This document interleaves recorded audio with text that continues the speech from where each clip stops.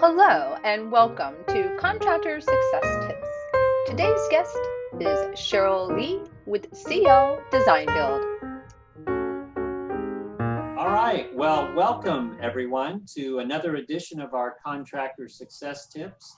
I'm the Zen Builder, Ed Earl, and I'm here with my colleague, Paul Sanneman. And today we are honored to have joining us on the show, Cheryl Lee from CL Designs. Welcome, Cheryl. Welcome. Thank you. Hi. Thanks for being here with us. So, all right, well, Cheryl, for our listeners, why don't you give a little bit of background and tell a little bit about how you got into starting your business and a little bit about your business. Okay. Well, I've got a background in architecture. My degree's in architecture from the University of Texas, and moved up to Illinois in '87. Started out working retail design, then went into school design, found my way into residential architecture, and towards the latter part of my career, working for somebody else. So this was about '96. I started working for a production home builder. And we had a great opportunity when I was working there, and it was cross training was something that was very important, and I thought that that would be a great opportunity for me to be a better architect, to do a better product in the long run. And so I took the opportunity to go out into the field and work as a superintendent.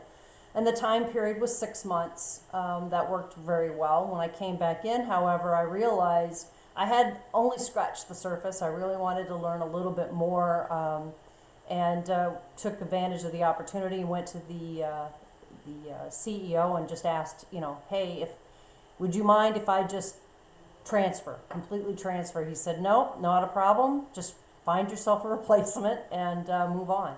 So I did, and it was it was a pay cut, but it was worthwhile.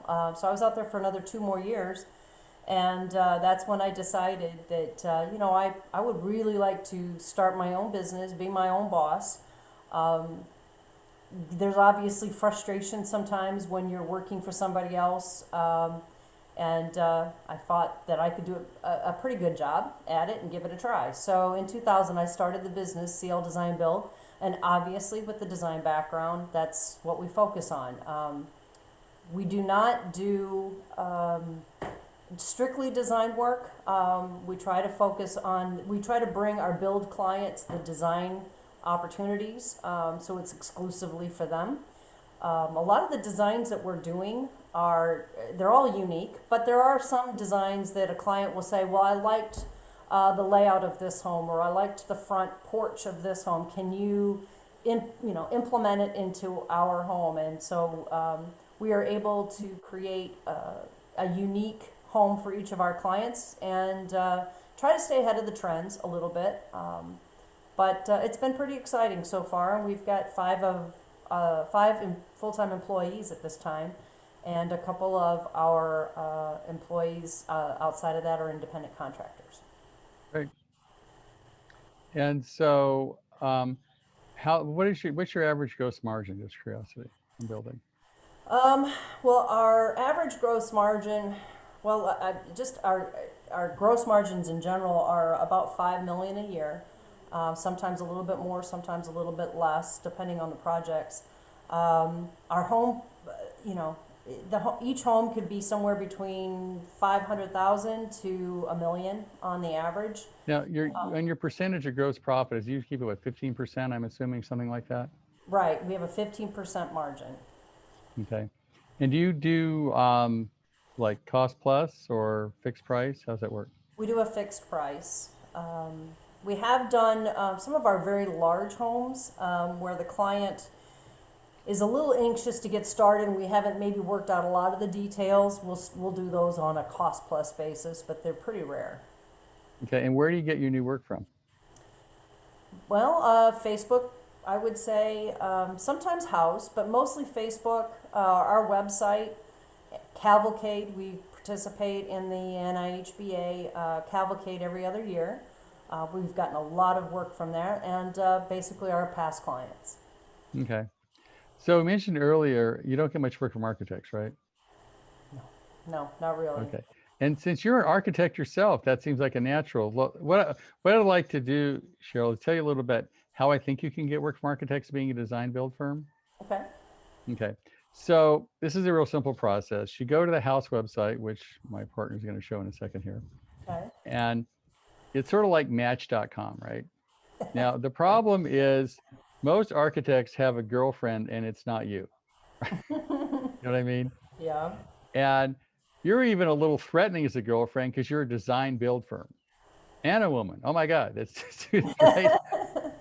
And so they may not, unless you approach them right, you might not really get what they're looking for. So you go to house, you look up your market, and let's say within your market, let's go within 10 miles of your zip code, right? So that's working. It's doing it on the thing. So 60560, that's Illinois, Right. right? And we're going to do within 10 miles, Paul? Right. Well, let's go within 25. Well, let's go within 25 miles. So 25 miles, we've got 400. Okay, so you have 400 eligible men to choose from. Just kidding. Okay. So we're talking about Match.com here, and you're going to go through and look at each of these architects and find out who you're attracted to, because it's all about relationship. It's sort of like Match in a way, right? You're trying to start a relationship with people. So let's take the first guy. Who's at Vest? Those guys? Basilian Architects, yeah. Okay. So you look at their website. He's a guy. If you show a picture of a guy, that's always good because it's not like 25 people, right? And look at the kind of houses he does. Would you do those kind of houses, Cheryl? Sure. Okay. So then you go to his website and you quickly look at him and say, okay, design your projects should be exciting. And then we're going to find how many people actually work there. So there's usually an about or team or someplace you can go. And now it's a guy, right? Your new best friend. Sure. Okay. So obviously he could send you work if he wanted to, but one, he doesn't know you, right? Right. And secondly, even if he met you, you're a design build firm. So he's going to go, well, why would you work with me, right? You already design your own stuff. Yeah. So this is where you may have to choke a little bit, Cheryl. This is a little hard because you're going to have to go in and say, Mr. Architect, when I get bigger projects, sometimes I think I need to bring in an architect to give me some ideas and to work with, because on bigger projects, I'd like to use an architect. On smaller projects, I'm okay, and I know it's gonna be hard for you to say. I get that it's gonna be tough. No, that's quite okay. Okay, but if you call them up and you say, I've got a project, and you use something as bait. So people come to you with projects all the time, right? So you can come with a project, right? And what's a typical house? You have somebody in design right now or somebody that wants to build a house you haven't designed yet? Yes. Yep. So typically they provide me with their scope. Okay. So you've got bait, right, to call this guy. So you're going to call him and say, hi, this is Cheryl. I've got a project wherever it is. Are you taking on new work? Okay. And they're probably going to say, sure, right? Right. And you get your first date, so to speak. Now, on this first date, this is either you're in or you're out. So when you meet with them, you're going to find out whether you like this person or not, right? If you like this person, you would have them to dinner, you think it's a relationship you'd like to go forward with, then you make the next meeting. And we have some questions you can go over later, but you basically find out, does he build from design or does he build from budget? And there's some things you can go through to sort of qualify this guy. Okay. If you qualify him and it makes sense, then you want to have your next date. You know what I mean? If you don't like him, he's out forever. Usually 2 out of 3 fail because they're not really what you're looking for. But when you find the 2 out of 3, the 1 out of 3 that works, then you immediately get the next date. Without the next date, you're done. Now, the reason you need to do that is because if you leave it up in the air, it's sort of like you don't know whether they're going to call you back or not call you back. It's very frustrating, right? It's been a while since I've been in the dating game. So right. Does it like me? Does he not like me? Do I want to bug him? It causes all this internal conflict you don't need. Okay. So he's either in or he's out. Gotcha. Or she's in or she's out. So if you're in, you set up the next date or the next time you're going to meet, and it can be Zoom. This can all be done by Zoom. You don't have to physically go meet any. In the old days, you actually had to show up. These days, COVID's made it easier. It's all Zoom and you're fine. Okay. So in the next meeting, you set up the next meeting. Usually they'll show them your work, you show them their work. It'll whatever you need to do to get to work, and then you keep in the relationship. Now you probably learned that people have to know you, they have to like you, and eventually trust you. Unfortunately, that takes about 7 meetings, which I know, which is tough because you're going to get married. You're not going to get married on your first date. You wouldn't marry somebody on your first date anyway, right? Right. So this is going to take some time. But as you do this, you'll eventually build a relationship with them. Now, having done this for years, it takes about 7 meetings and about 6 months before they'll actually give you a project. That's the bad news. The good news is when they give you projects, you're probably going to get $1 million of the business out of that person easily a year. And the good news is it is the gift that keeps on giving, right? Right. So if you do the math, let's say they give you $1 million of the business. Let's say your margin is 15%. That's 150,000. Let's say they're good for 10 years or 5, whatever. That's $1 million of the business. And so, and you net, say you net out 400,000 or 500,000 out of that all in. So if it takes you 50 hours, which it will not take you to meet Mr. Wonderful the first time, and you get paid $500,000, how much is that an hour? It's $100 an hour, right? It's $10,000 an hour. $10,000 an hour? Yeah. So would you do this for $10,000 an hour? Absolutely. Okay. Now the problem is I've done this for years. That always works, but a lot of contractors do not persist. You've got a couple big advantages. You've got an architectural background. You can speak architecture with them. You can relate to them as another architect. Way better than some guy who's just been a carpenter, has no architecture background at all, and it's hard to get the respect of the architect. You're going to have it immediately because of your background. Okay. Engineering. So if they respect you and like you, they'll trust you to eventually build a project for them. So if you can get 3 or 4 people a year, you're good, right? Because that'll double your business. Now, the reason most people fail at this is because they lack persistence. It's sort of like if the first cigarette kills you, people wouldn't smoke. The first banana split, you gain 20 pounds. First time at the gym, you lost 10 pounds.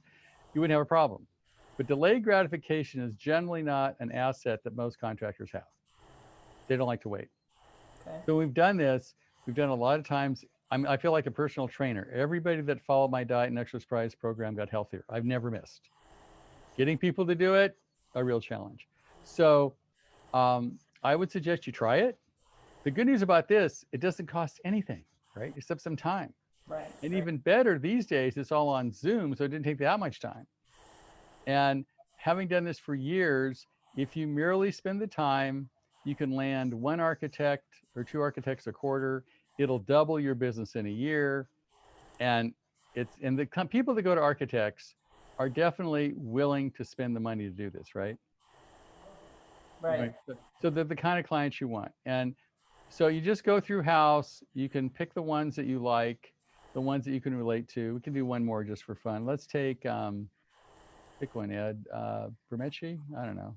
Let's do Corey Smith Architecture. Okay, Corey Smith Architects. So go to Corey Smith Architects.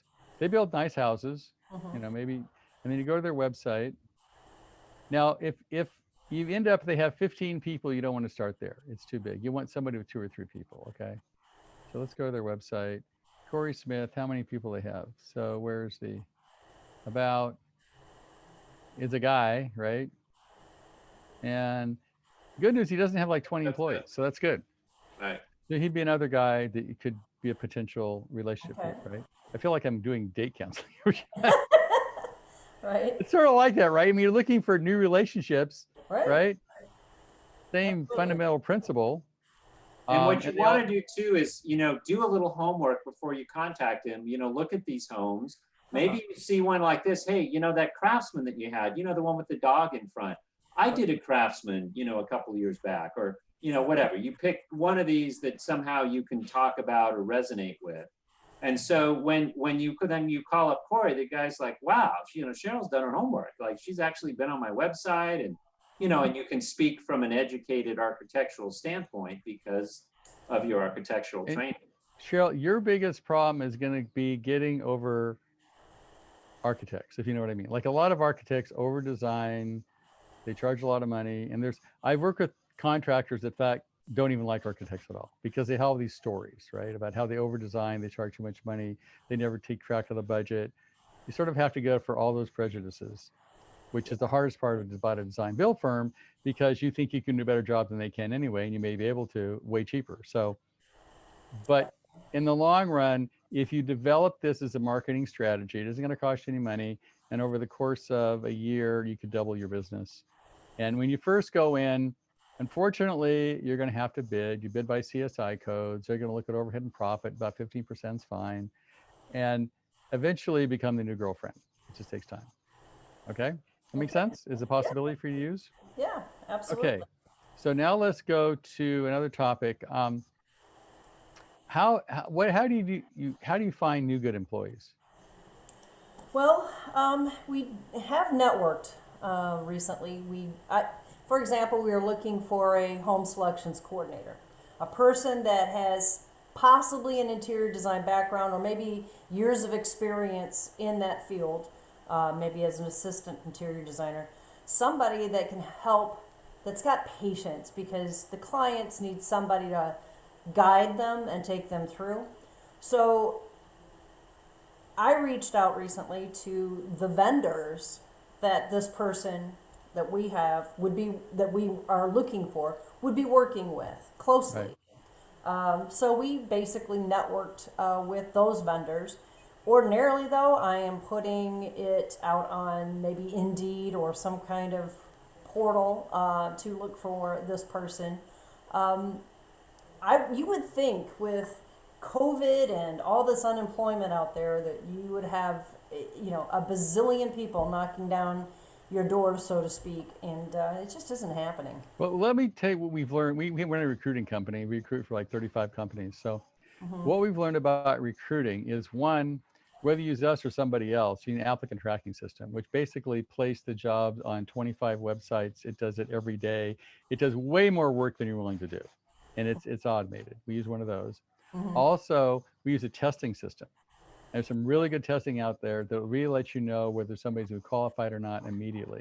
Okay. Other suggestion I would say is you can take transferable skills. Obviously, you're not going to make an auto mechanic a carpenter. That's not going to work. Right. But you can take somebody who was running a restaurant and she can become a project coordinator, right? Because she may have the same skills of getting along with people. Or maybe we had one of the best ones we hired was just a wedding planner. She was awesome, right? Okay. Because she'd been a wedding planner, so she came in, she knew how to plan stuff, she knew how to get people to do stuff. She became the the collection coordinator. She's done an awesome job, because it's the skill set for a wedding planner and a project coordinator pretty close, right? Right. Yeah. Yeah. Got to get along with people, deal with brides that are sort of off the edge, all that stuff. Right. Yeah. So that skill set was the same. So when you run your ads, make sure that you don't say must have construction background, because that eliminates 80% of the people. Okay. So you need to run something that says looking for, ability to get along with people, but you make it generic enough so a wedding planner or a concierge from an hotel or somebody would apply. If you put in construction background, you eliminate 9% of the population, because right now it's really hard to find people with construction background because the industry is going crazy. But it's easy to find people in other, like catering or other industries that are totally tanked. Just make sure when you write your ad, you do that. Okay. Okay. So you also said you wanted to discuss a little bit about continuation strategy, like so what's your plan for your business over the next 5 years, or what is your exit strategy if you have one? Well, we're working on it. We are, I'm looking at probably at least 7 more years, and would like to kind of start scaling back after that 7-year mark. I really should be working till I'm 10 more years, but maybe I can get out a little sooner. Okay. My son has an interest in the business, but he doesn't want to do it in Illinois. So wasn't quite sure, I Where does called he live? He lives now in Salt Lake, but he wants to go back to Montana. That's ultimately where he would like to start a business. Okay. So climate-wise, it's similar to the Illinois area. So I think we could probably understand a lot of the climate construction, but just trying to get the package ready for him and and one of the things that, and I'm going to digress here for a second. One of the things that I think has made us somewhat successful over the years is that we are such a small group. We meet weekly as a team and we talk about things that are working, things that are not working, and I have no problem with shifting gears. Okay. So our procedures have modified and modified and modified because people change. Right. The economy changes, the world changes. So Pandemics come along, right? pandemics come along and we're not having that meeting anymore. Right. So there's a lot of things that have allowed us, because we are such a small organization, we can shift gears pretty quickly. But trying to get a package ready for him to take it over, some procedures or processes and things like that. And that's one of the things that I did gain out of the production build environment I was in, was that we were very much on processes and procedures. Something new came up. Well, if you can't build 1,000 houses if you don't have a process, right? Exactly. So, and yes, we allow for some deviation, but the whole idea is to try to get that ready for him. I just don't know what the next steps would be. Well, traditionally, it's really hard to sell a business, especially a construction business. Yeah. It's only worth the work you have in front of you, and your processes may be good, but it's what I'm going to call a personality-driven business, not a systems-driven business, right? Right. And so you go away, the business ceases to exist because you're it. They like you, you have a system. So that's the downside of small business, is personality-driven. But with the systems you've got, and if you put in eventually maybe a general manager, made him a general manager, you could work a lot less. I mean, I always suggest it's better to work your way to a part-time job than out altogether. Right. And we've had people successfully, they're working 10 hours a week. Maybe they live 100 miles away and they're still knocking down $400,000 a year, which is not bad for selling your business. And so that's, I think, a better model. And if your son's willing, I think you need to look at, like when we went to Montana, starting from scratch is always hard. Maybe you want to buy a smaller builder, but you've run on your reputation in your market, right? Yes. Right. And if you move to Montana, you don't have a reputation. Exactly. So that's not scalable. Now, what is scalable, I had a guy that moved from DC to Atlanta because he didn't like DC. He's operating out of Atlanta. He's still got all the architects he's meeting with except on Zoom, and he's at Atlanta most of the time. And now he's getting architects in Atlanta referring business, which is easier than building reputation, right? Because that's hard. That takes years and years and referrals, that kind of stuff. Getting no architects you can pull off in a year or so. So you might want to take a place in Montana, literally start there, get an office or a pretend office, and start meeting some architects and try to build up wherever you can agree that you want to start the new business, because it takes time. Okay. And you don't have to make money from day one. You can just get a couple houses. Sure. And you can build him into the business with the systems. What's he do now? He is a construction manager for Ames Construction, which is a heavy civil company. Okay. So he has all the skill set, right? Yeah. All right. And so what are you going to do to convince him to come to work for you? Well, he has worked for me in the past. In fact, he worked for another general contractor just before he went to college when he was in Montana. So he's always just wanted to kind of come back to it. He doesn't want to do the design piece of it. So that's how I think we can kind of work together. So what's your if I said zap, we can make it instantly happen, you and your son, anything you want, a connection to God, whatever her name is, make it happen, what would that be? Ideally, I think I would, I don't think I'm going to be able to sell this business here. Maybe there is somebody that comes in at this point as we're in the process of recruiting and looking for someone who might want to take on that piece of it. Because it's so design strong, that's part of the challenge. It's not going to be, just somebody who wants to build. We're going to need that design piece of it. And maybe I split my time, and maybe he decides, like I said, in about 5 years, maybe he gets in there and decides, maybe we build a spec together, and maybe that's how that process begins. And Well, you could build a spec in Montana next year, right? yeah, yeah. I mean, So I could help him get it's established. always better to go sooner than later. Okay. So you could start by building a spec in Montana and see what it's like, right? Right. Because you can do that remotely, and you know way enough to do that. And it's probably not a bad time to build a house because the housing market's going crazy. If you can build it in 4 or 5 months, you'd be fine. Sure. And the process of finding the land, finding the subcontractors, all that kind of stuff would be a good way to get his foot into it. Mm-hmm. Because you got to start somewhere. Right.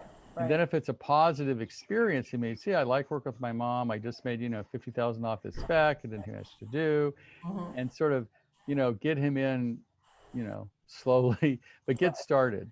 Right. Because if you say I'm waiting for 5 years, 5 years becomes 10. There's no switch you can throw and boom, it magically happens. Okay. So it's better start off with baby steps. So maybe a house in Montana, a spec place to start it, anywhere you'd want to do your business. Okay.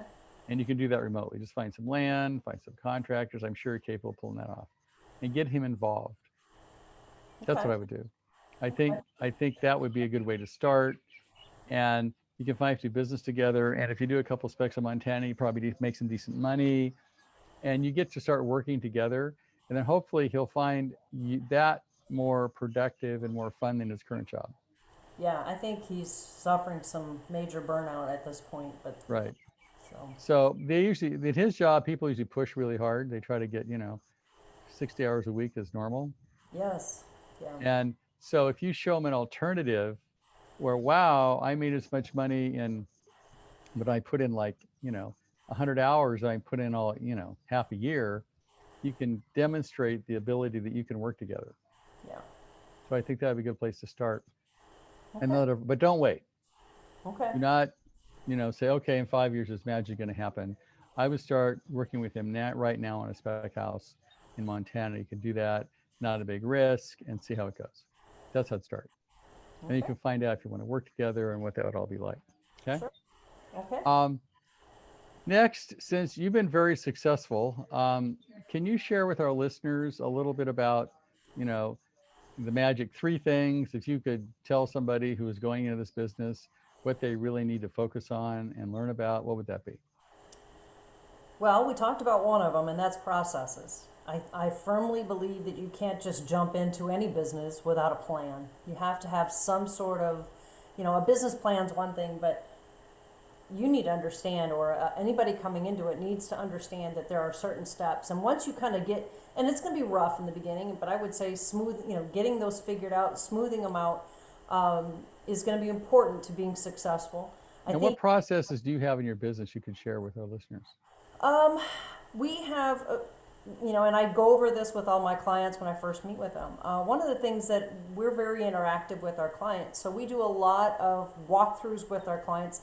Rather than telling them you're not allowed on the job site, it's not a safe place, I don't want you poking around out there, we invite them to reach out to us. Let's schedule these meetings. We're going to meet with you before while it's being framed, so we can talk about what's going on out there. Right. If there's some changes that need to take place, we talk about our plumbing walkthrough, our HVAC walkthrough. We go through all these different walkthroughs. We have meetings. It's every time we sign a contract, we have a pre-construction meeting that sets the expectation of our clients, and we do an exterior selections meeting right away. We get them to jump in right away, feet first. Let's figure out what the outside's going to look like, because typically we have to get that into an HOA or somebody to review. So those are some of the do you use like Co-Construct or Procore or Builder Training web-based software? We do. We use Co-Construct. And how does that work for you? I love it. There's quite a few out there actually, and I'm sure every one of them does have some great bells and whistles. We're a small company. I want to keep my overhead low, and it just worked out for me when we signed up for Co-Construct that the budget, it worked really well with our budget. So how much of Co-Construct's capability do you use? 50%, 80%, do you think? We use everything of it except probably not the CRM piece of it as much, the sales side of things. Right. We had our own processes and forms that we have Use still like Salesforce or something like that in the CRM side, or HubSpot. we created our own, so Okay. we're using our own process for that.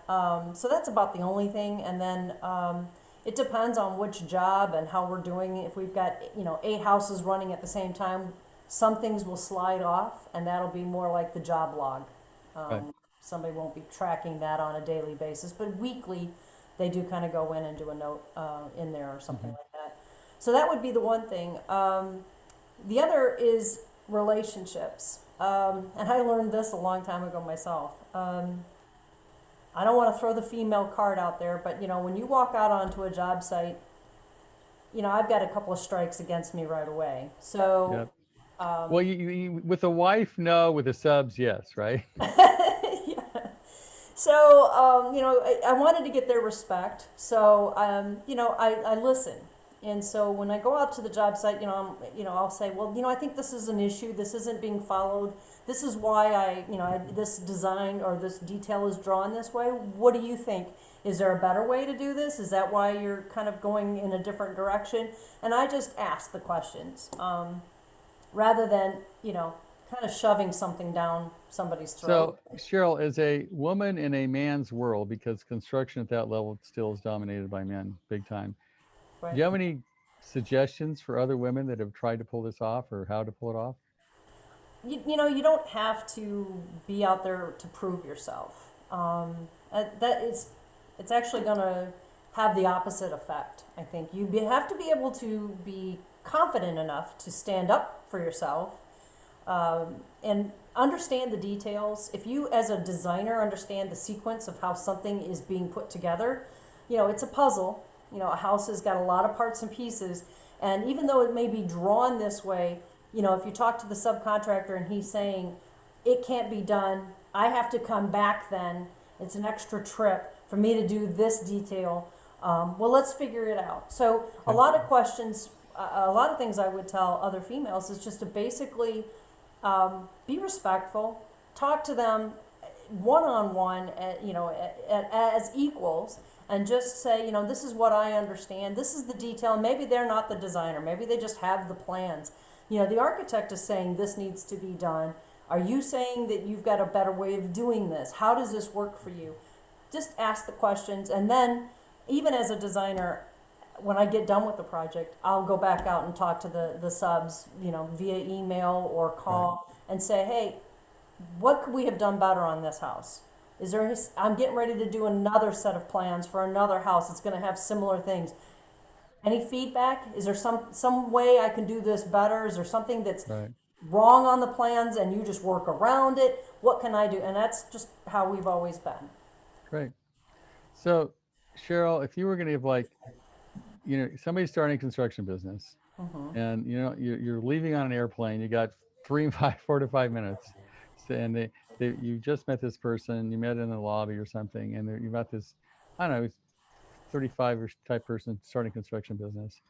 If you had like one solid piece of advice, you go, hey, John, if you can remember anything, remember this one thing. What would it be? Gosh, that's a hard question because I don't know if there'd be just one thing, but I can't even put myself back in that time frame 20 years ago.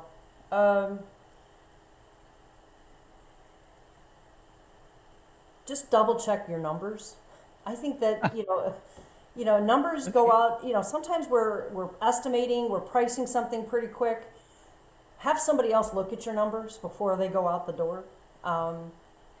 Another set of eyes, take a step away from your desk, come back at the numbers again, just to make sure because there's nothing worse than giving a client a number and you're off by a lot or even a little. And that sinking feeling that you just messed that whole project up, or maybe you overbid it. It's always good to double check your numbers just to make sure you're giving the right information. Right.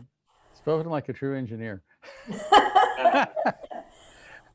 I wouldn't expect that, but that's great advice. Don't you think so, Ed? We work with about 50, 60 clients around the country. If they did that, they'd save millions. Because they're Yeah. always, I can't believe I did that, right? Whatever it was. And they got to come in with a change order of like 50 grand. And, oh my God, it's not Right. good. So Yeah. And good it advice. is, you're right, Cheryl. You know, it's so fundamental. I mean, the numbers are, we were just talking to one of our clients about that recently. And the numbers are so fundamental. I mean, if you can't tell whether you're making or losing money on a job every week, you're not going to, it's like trying to, you know, fly a plane without instruments.